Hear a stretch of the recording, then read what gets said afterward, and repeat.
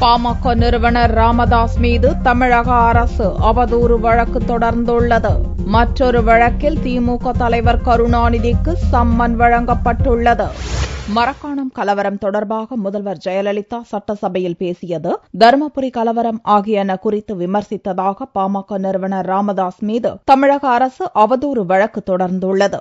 ராமதாஸின் கருத்து முதல்வரின் பெயருக்கு களங்கம் விளைவிக்கும் வகையில் உள்ளது என்று கூறி தமிழக அரசு சார்பில் வக்கீல் ஜெகன் சென்னை முதன்மை அமர்வு நீதிமன்றத்தில் திங்களன்று வழக்கு தொடர்ந்தார். பாட்டாளி மக்கள் கட்சி நிறுவனர் டாக்டர் ராமதாஸ் அவர்கள் மாண்புமிகு முதலமைச்சரை பற்றி பத்திரிகை நிறுவனங்களை அழைத்து செய்தி வெளியிடுகிறார். அதோடு அவர்களுக்கு அறிக்கையும் கொடுக்கிறார். அந்த அறிக்கையிலே மாண்பு முதலமைச்சரை பற்றி முற்றிலும் உண்மைக்கு புறமான செய்தியாக உள்ளது. முதலமைச்சர் சார்பாக ஒரு அவதூறு வழக்கு தாக்கல் செய்துள்ளோம். அந்த வழக்கு விரைவில் விசாரணைக்கு வர இருக்கிறது.